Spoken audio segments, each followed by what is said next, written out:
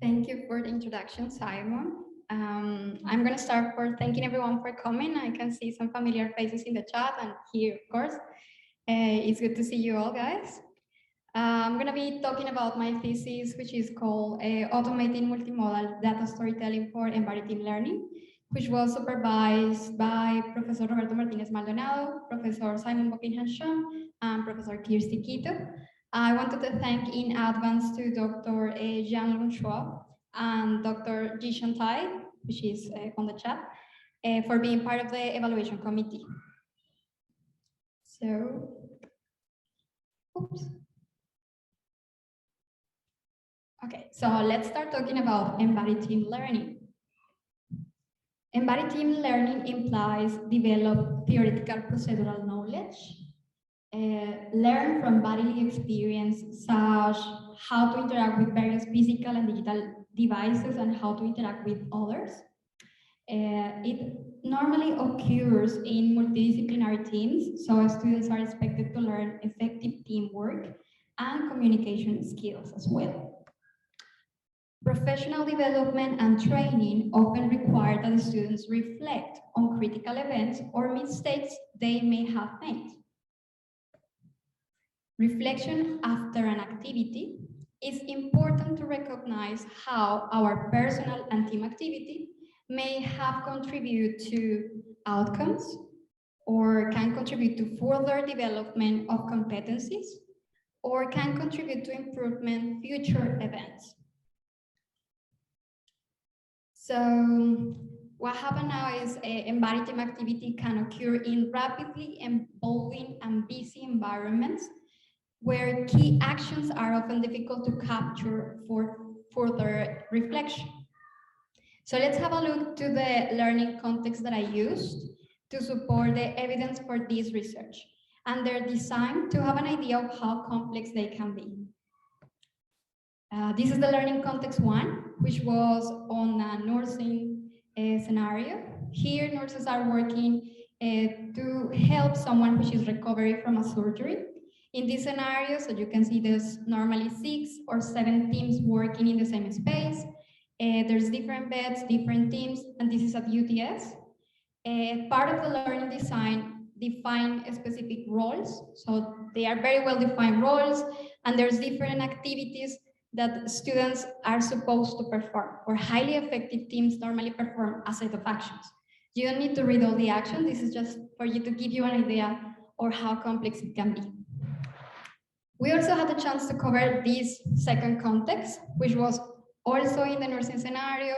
6 or 7 teams are working at the same time. This is also at UTS. There's different roles, very well defined. And again, there's a set of activities that high effective teams should perform, or they are expected to perform this. This is also at UTS, if I haven't said it. And this is different because at this point they are trying to identify if the patient is having an allergic reaction, and they have to perform a set of actions. This is a complete different set. So this is other university. This is actually at Monash, and this is just one team at a time. So there's one team which is performing. This time is a prioritization of beds. So there's 4 different beds, and all of them with their specific needs, and students are working, trying to help all the patients. Again, they have some specific roles, and they also have a set of actions that they are supposed to perform during the session. And this is the last context, the last learning context that we had the chance to cover. This is the science laboratory, and again, it's very different from the previous ones. This happened at UTS, this is in the science lab. It's only one team. So the team here is the main teacher and a secondary teacher. Both of them are working together, co-teaching this class. So there's no actions here actually happening, but there's only specific phases. So they are supposed to be helping students to organize the experiment or solving questions or any other activities. So orthoreflection has been identified as a potential process to support learning. There is a need for automated evidence-based reflection tools in physical space. So the first gap in the literature is the dearth of studies automatically capturing and analyzing data from embodied team activity according to the learning design. to provide meaningful and relevant reflections of their embodied team activity. Let's explore the opportunities. Students demonstrate and communicate knowledge, interest, and intent through a plurality of modalities. So various sensing devices such as audio recorders or physiological wearables or indoor positioning trackers are being used for capturing real-time multimodal behaviors data from students developing critical skills in embodied team activity. There are, however, some significant challenges for making sense of multimodal data in the context of embodied team activity. The first research question was motivated for this challenge. What modeling techniques can enable the identification of salient aspects of multimodal team activity according to the learning design? Multimodal learning analytic interfaces are becoming possible by using sensor technology. These are some examples. EduSense is a computer vision system that detects the proximity of students and teachers and detects interactions such as raising hands or other measures. Moodoo provides teacher instructional metrics such as stops, instances of co-teaching, among others. Echeverria designed 4 visual prototypes, including this one to represent communication among nurses and the patient. And the last one is an exploration of alternative ways to communicate physiological data, in this case, EDA. However, several challenges persist in the field that make it difficult to create effective data interfaces aimed at supporting reflection on embodied team activity. For instance, these interfaces can be too complex for students or for teachers, so they are mainly used for exploratory or for research purposes. So that's the second gap motivating this research. The lack of studies investigating how insights extracted from this multimodal data can be effectively communicated to support reflection, timely and productive reflection.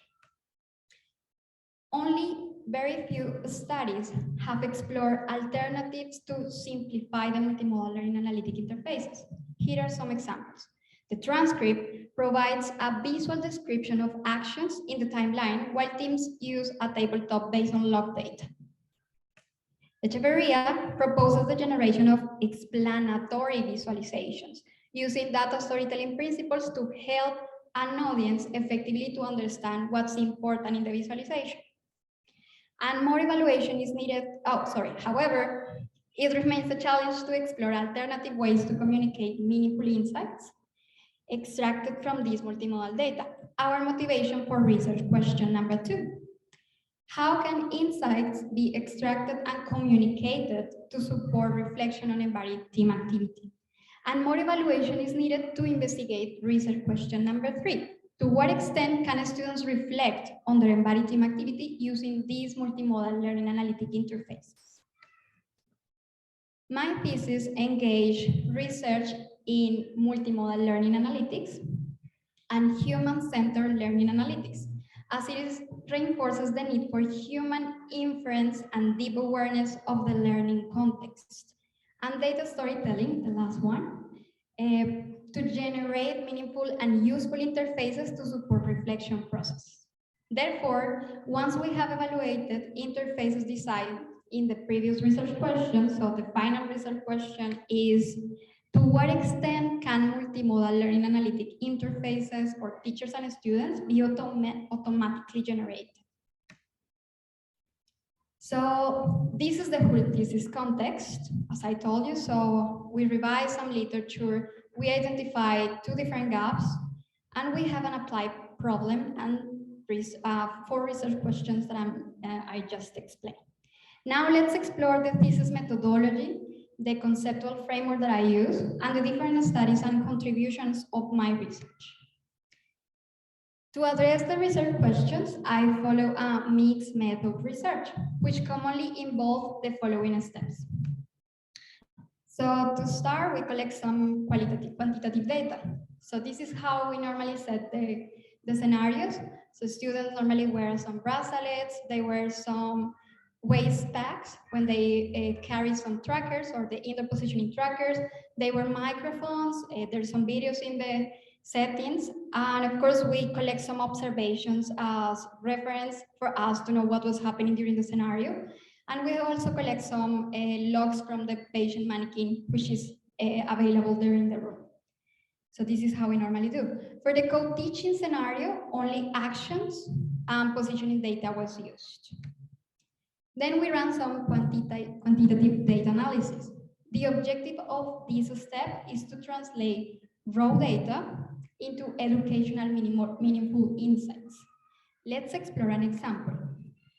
So this is what we call a multimodal matrix, and this is what we use to model our multimodal data.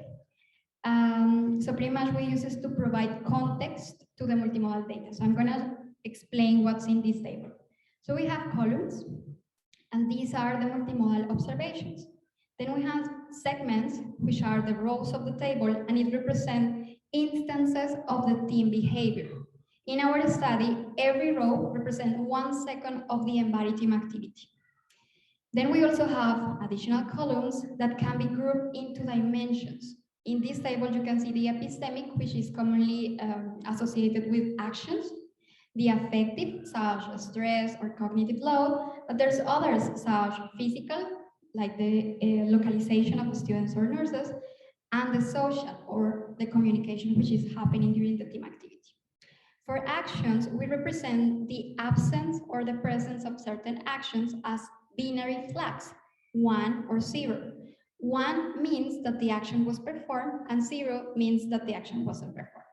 For the arousal, the number of arousal peaks per minute are counted and recorded in the matrix for each team member. And finally, the critical actions can help to define phases or moments of interest to group segments into stanzas. So that's the definition. And this is extracted from the QE approach, or the quantitative ethnography approach. So the next thing we do was run studies. So for this thesis, I ran 5 in the wild studies that were pretty much interviews. So we ran different interviews with teachers and students. We conducted think aloud and focus group interviews, while teachers have the chance to explore the different prototypes, and we can perceive their perceptions about the prototypes. It was nice also to have the teams working together while they were reflecting with the prototypes as a focus group activity. And we ran both in person and Zoom interviews. And finally, everything was video recorded and fully transcribed. For the next step, which is analyzing the qualitative data. So generally what we did was to code everything by using NVivo. I ran a thematic analysis where statements of interest were coded according to the preset themes of the study protocol, and 2 or 3 researchers coded the data. Then the results and the discussions integrate the different approaches. 6 contributions were generated as part of this research to map all the modeling techniques and the generation of prototypes for this thesis. I use the Data to Insights framework, which was presented in the KI20 conference. In this framework, the boxes represent artifacts and the circles represent inputs or parametrical information that can be commonly expressed as rules. In our approach, multimodal, and I'm going to show you here with the pointer, multimodal low-level data, the D in the diagram, are encoded into meaningful information structures over here in the multimodal modeling by using the multimodal matrix that I just showed you. As part of them, so based on the domain knowledge over here, which is everything what we know about the simulations or the different scenarios. For example, if the students expected behaviors from the learning design and we were expecting some roles or things like that. Then this structure can be directly rendered visible as an exploratory visualization. So just by using the data and knowing something about the context, we can model the data and we can generate exploratory interfaces that requires exploration to gain insights from them. However, our approach was enriched by including, over here, the assessment criteria used to generate a higher order information structure and the learning model, which is a structured representation of a student's performance, misconceptions, and difficulties, and the data stories, which are visualized in a layered explanatory interface to communicate key insights using the learning model and data storytelling principles. So these are 5 of the studies that we ran, but for time restrictions, I will focus on the first 3. Let's start with the layer interface. This study was reported in the TLT journal and uses data from simulation 1 and simulation 2. So what we have is we use the actions and the physiological data that we collect from the scenarios. We use something we know of the scenarios, such the nurse's roles or the simulation phases, which is the domain knowledge. And then we have the assessment criteria or the actions that highly effective teams are expected to perform. By using that, we can run some modeling using the multimodal matrix that you all already know.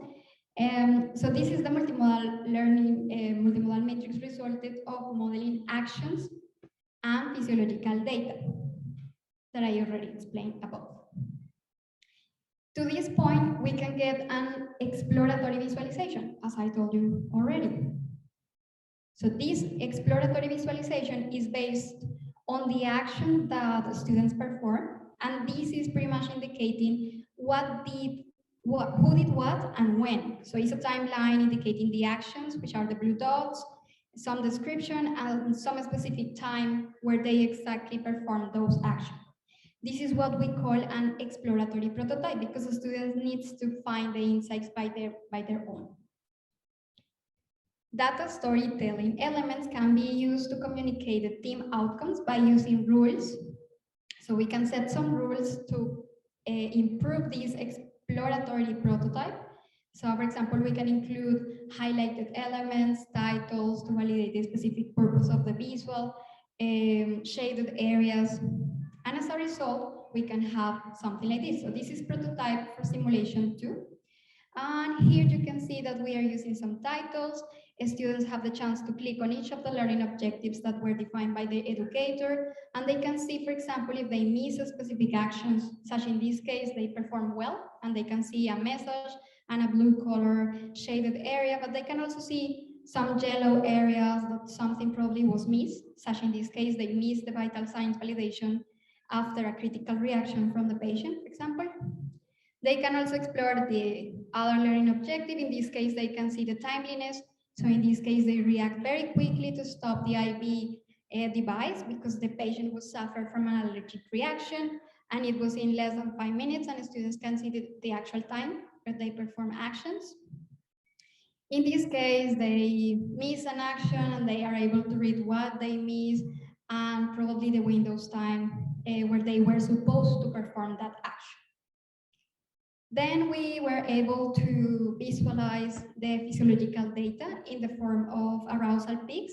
So students also were able to explore this prototype, and they can see if they were mildly aroused, very high aroused, and we use the color contrast just to focus attention of the students on specific things that probably need more attention, such being very high aroused during the simulation.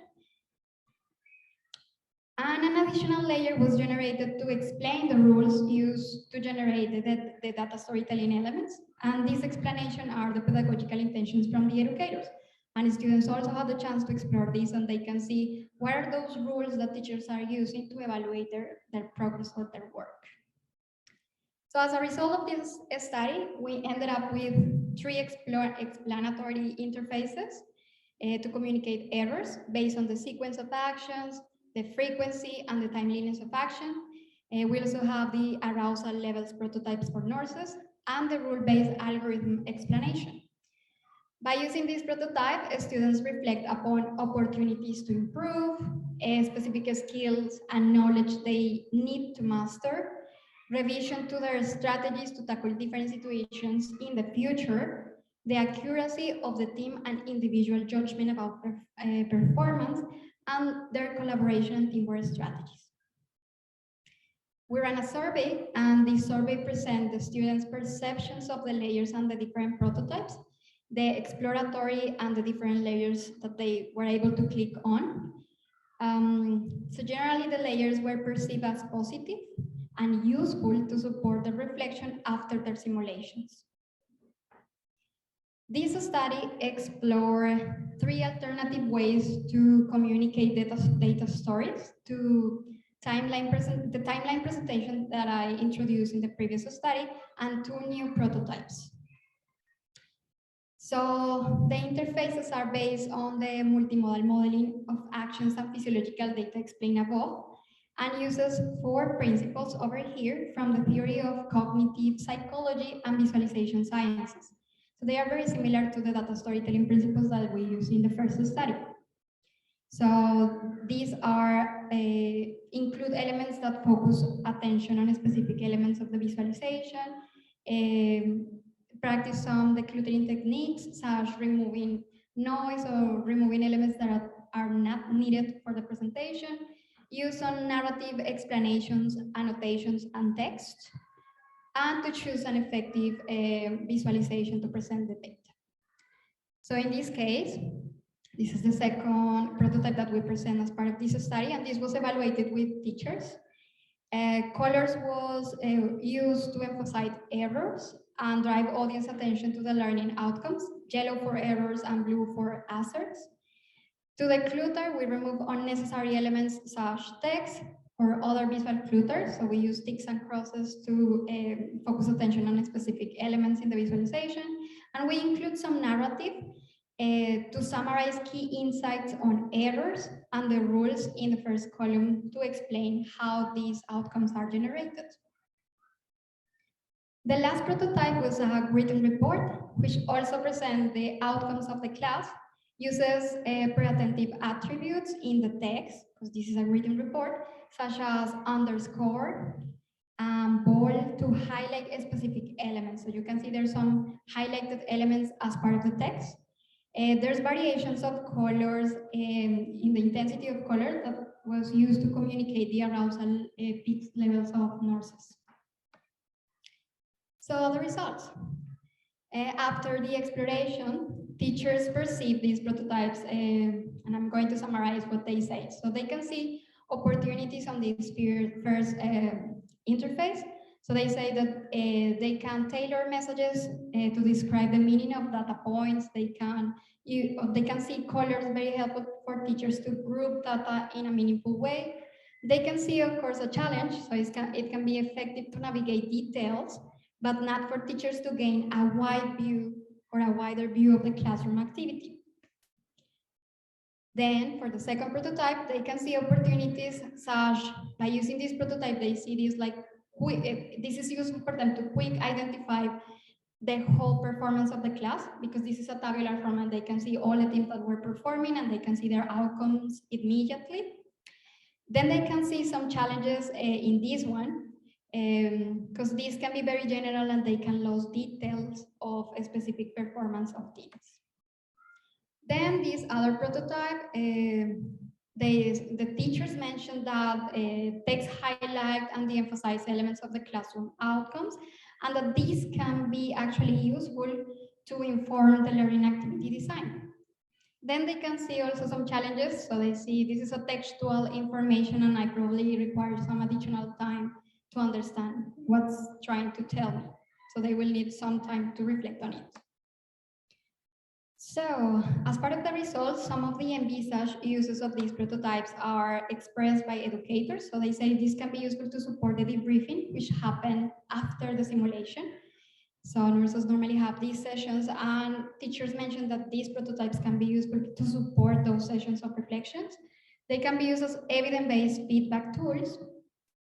They can see potential of these prototypes to compare groups, and of course to help the students to support the reflections on action or after the activity.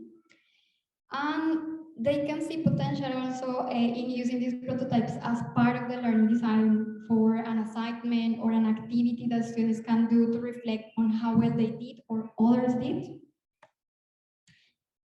This is a study 3, and it explored the theory of proxemics to model actions and positioning data from simulation 2.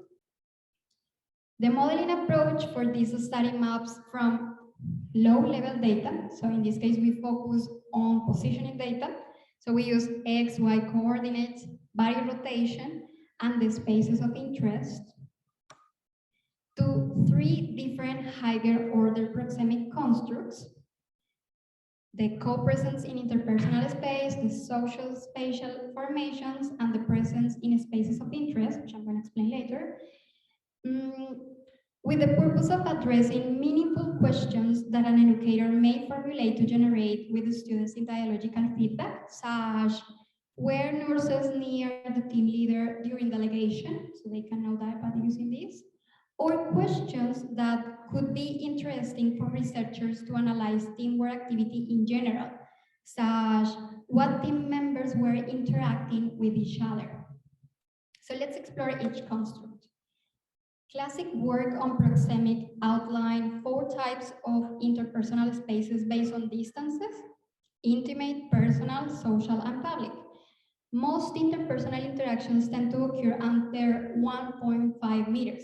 So what we did was to calculate distances among nurses based on the positioning data, and we can know if they were in specific proximities to the team leader, to them, to the teacher, or to the patient. And we code everything by using the multimodal matrix that you already know already.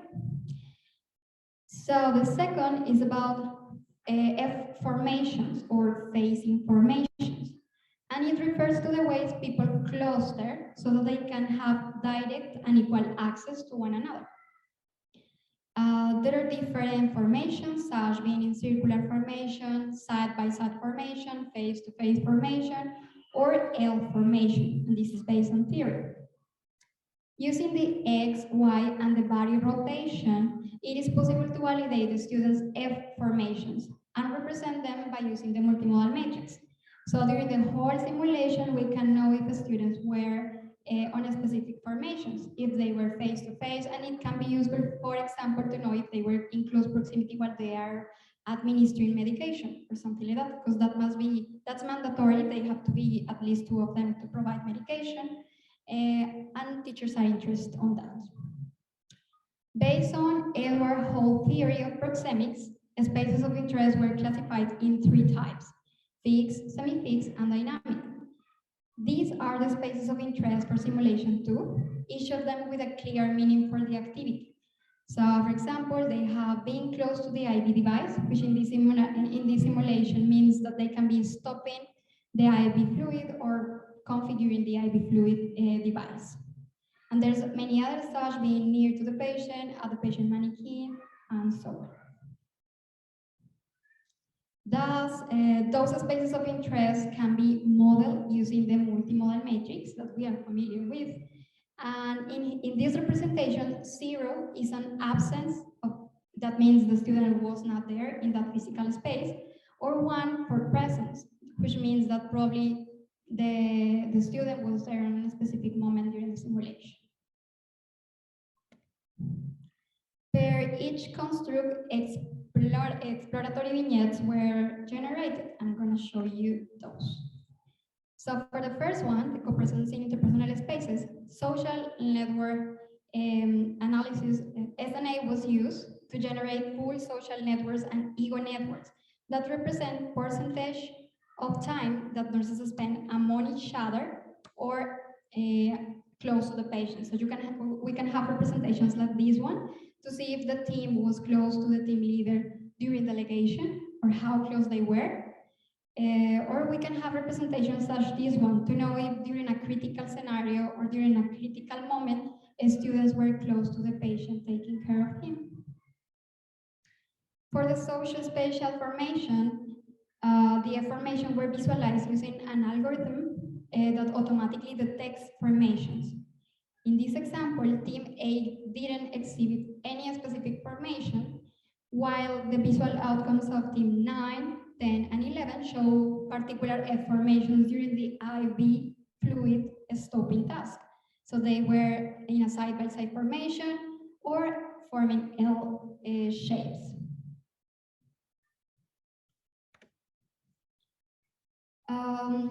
So to this point, I just explained the first studies. I'm just going to briefly tell you that we also ran 2 different studies for the spaces of interest, and we were able to generate ENA representations, which are dynamic networks that looks like these. I know they are very small, but probably if you want to know more about them, you can let me know and I can explain or give you some access to additional material. We also, for our study, the nodes in this representation are the spaces of interest, and the connections are the transitions of students among these spaces of interest. Then for the classroom dandelion, so this is how the classroom dandelion looks like. Visualize position data and body rotation to leverage teachers' sense-making of heat maps. So to this point, the prototypes were high-fidelity prototypes. They were paper prototypes or semi-automated prototypes. And as we are confident about the usefulness and usability of these prototypes, we evaluate research question 4.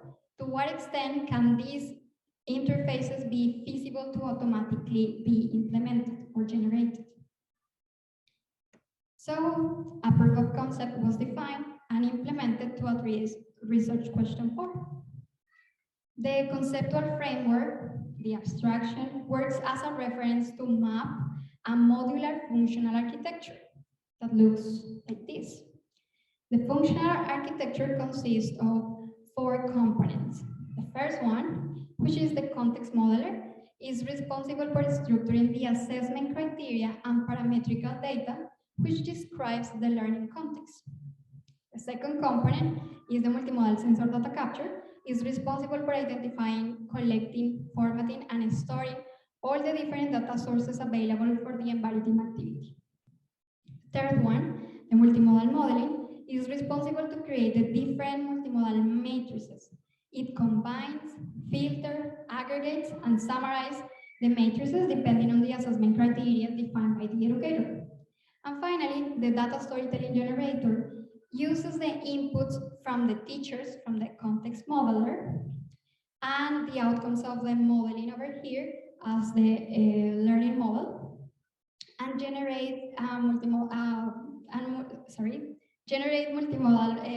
interfaces operationalizing data storytelling principles.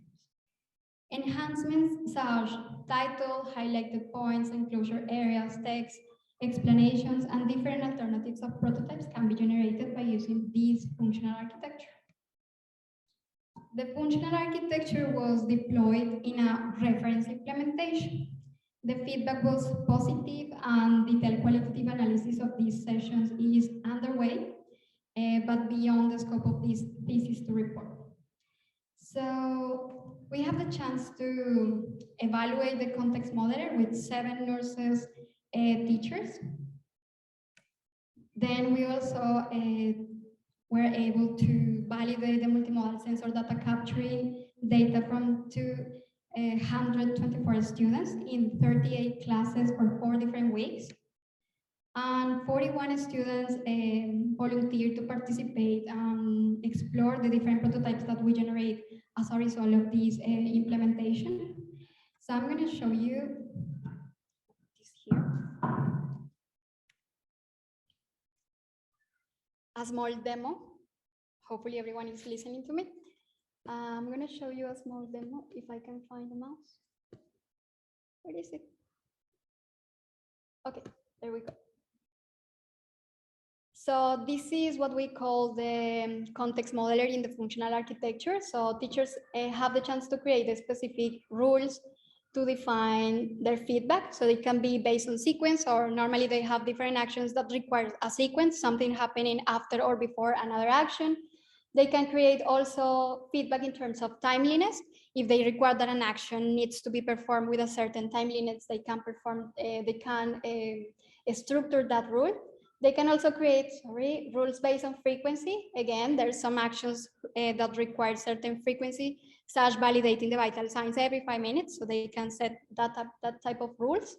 And finally, they can create rules based on proximity. So if they wanted to validate how close they were to the patient during a specific phase, or if they wanted to see if students were in close proximity, they can do it by creating rules by using this system. Then,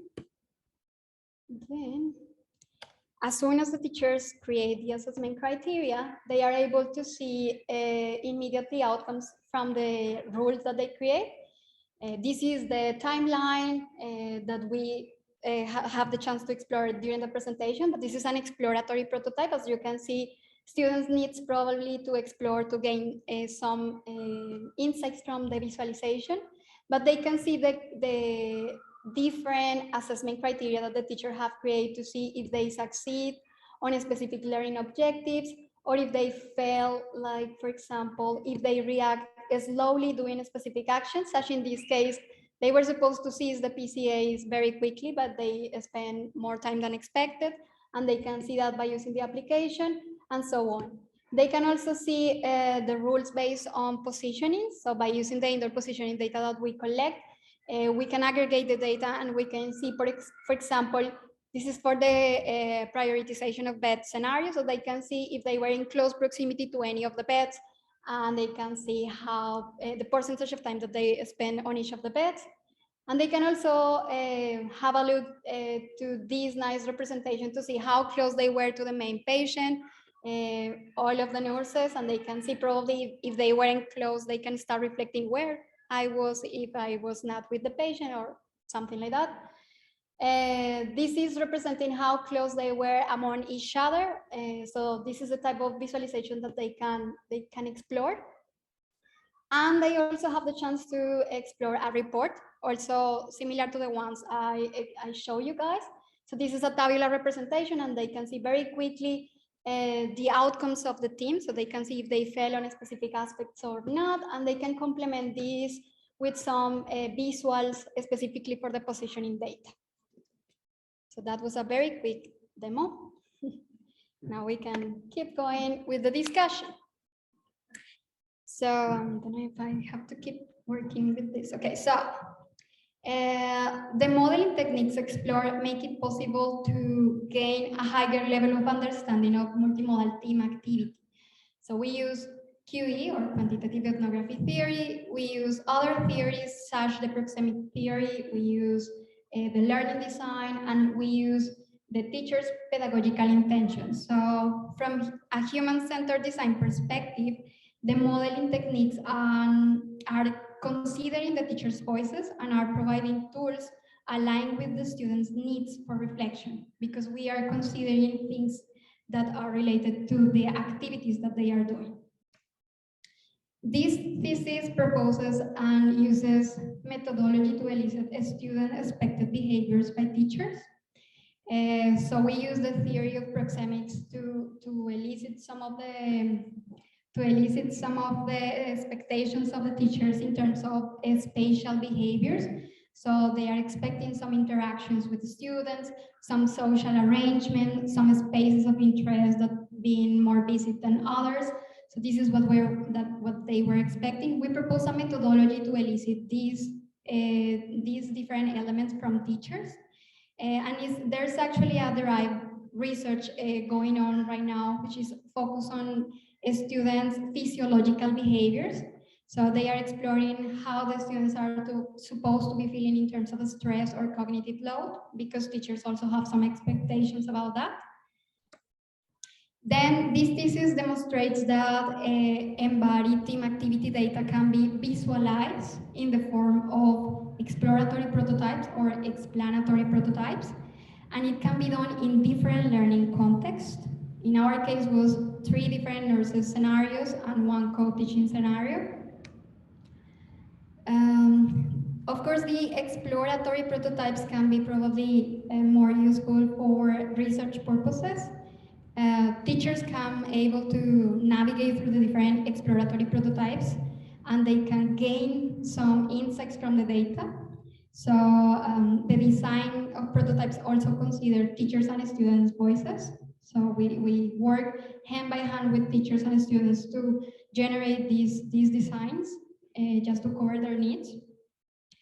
These exploratory prototypes also facilitate the discovery of hidden insights in the data. So they are useful to discover specific things that we as researchers probably don't know, but teachers who are experts on their fields and their scenarios can identify.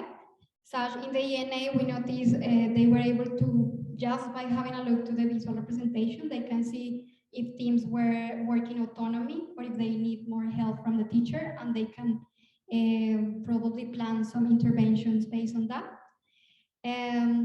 They can be enhanced to facilitate exploration and to support sense making, such for the social network analysis. We noticed that providing some text, using labels can help them to make sense of the data, to know this, if a specific node represents a student or a nurse or a specific role, they can, these can support somehow the sense making of this, because probably text facilitates sense making of positioning data and reduces misinterpretations. And of course, the classroom dandelion is another example, because it demonstrates that adding the body rotation provides a sense making of position data and reduces misinterpretation of heat maps. On the other hand, we have the explanatory prototypes. They are effective tools to support direct practice and reflection after the practice, for both, for nursing professional and for co-teaching. They can prompt deeper reflections such aspects to improve, reduce misconceptions, because some of the students probably think they did great, but they can explore the different prototypes and they will notice that they missed some aspects during the scenario. It can be also useful for them to reflect in terms of team dynamics, how well was the communication, and they can see some of these. We can notice how they use these to reflect about that, or about clinical errors, such sometimes they are not close to the patient when the patient needs some attention. Students can make sense of these tools to reflect on their embodied activity, because it's their own data, their own experience, and they can see the potential of using these to support their own practices. So we are confident that the prototypes can be used as an evidence-based tool to prompt productive reflections. The data storytelling principles support educational stakeholders in making sense of their outcomes. The focusing attention techniques enhance or assist students in focusing their attention on expected learning goals and reinforcing critical aspects of their practice. Specific types of visualization are more effective for reflection, such the timeline, and we notice that, and others are more useful for interventions, such the tabular representation, that can be very useful for teachers. The text supports teachers and students inference making of what happened during the simulation. So using text is always useful for them to support their reflections. Then there's no need to reinvent the wheel. There is a mature work on visualization design to support casual users, such nurses or teachers in the science lab, to gain insights from the data in a timely manner. So that's why we use these to help them to gain insights from the data very quickly, as soon as they need it. In terms of implementations, we reckon that we are providing a tool, and we reckon teachers now are in control of the learning analytics, and therefore tools could be more transparent and trustworthy for teachers and students, because they are the ones who are creating the rules, and they are creating or kind of controlling the analytics which is being generated for students to reflect. So they can define their pedagogical intentions by using the tool. They can create the type of feedback that they want to give to students. That's why we notice this is very useful for. And students have the evidence-based tool to reflect on embodied team activity right after the activity. Such in the case of nurses, that they have the debriefing, they can use it to reflect on how well they did. So with this thesis, ephemeral embodied team activity can be tracked and automatically visualized to support timely reflection. That's the way we see it. Of course, there are some limitations. For the exploratory prototypes specifically, teachers and students tend to read close proximity such as good communication, and sometimes it's just being close to someone and they read that as good communication or quality communication. So that's something we need to improve or we need to study. Of course, everything that I just presented is very context specific. We work with the nursing scenario and with the teachers in the science lab, but there's many other scenarios and many other contexts where these can be applicable, but we need to do additional processes to understand the context to model this by using in other contexts. Another limitation is the adoption of these interfaces. We have the chance to run the proof of concept, and now we are envisioning that this is being used in the practice. But we want teachers and students to adopt this as part of the activity. Like this can be something that they use for the debriefing. This can be something they use as part of different activities during the semester, of course. Of course, there's some ethical restrictions or limitations. So some of the students and teachers also mention that they perceive some risk of harmful surveillance because, of course, they are being tracked. We are putting some trackers on them. But I think as much as they are involved in the process and they are working hand by hand and they are in control of the learning analytics, they are trusting more on these, and they are using these with more with less risk, and I think they are more confident by using these. Technological limitations, yes, we have a few, because this is an in the wild, so we normally are running in the wild studies, and many things can happen in the wild. So we were expecting to collect physiological data in the wild, but one of the servers wasn't working properly, so we couldn't collect the physiological data. So we need to keep investigating on what kind of technologies or if there's any other technologies that we can use to do this in a very, and we can provide this in a very good shape. Then we have other limitations such as the accuracy of the data, especially in the wild. So for example, students are wearing these wrist bags and they are moving the wrist bag during the scenario, of course, because they are working with the patient and they need to readjust. And sometimes we can have measures which are not that accurate. So that means we need to keep working on validating better strategies to collect data. Future work. Okay, so I envisage future work on exploratory of modeling techniques. So I can see and I envisage many other modeling techniques happening not only from the HCLA perspective, but probably by using other types of modalities. We encourage the inclusion of teachers and students as part of the modeling and the design. Of course, exploration of other modalities. We didn't explore much the speech. We didn't explore the speech, so there's a lot of work to explore by using other modalities such video and audio. Also, additional work on data visualization design and evaluation. So there's many things that we can do there. We just evaluate 5 prototypes, but there's many work that can be done there. Of course, we identified that it's relevant to work on explainable artificial intelligence or explainable learning analytics as well, because we are generating things that students and teachers are using, and they should know or should be able to understand why these outcomes are being generated. And we need to be able to explain why this is being generated.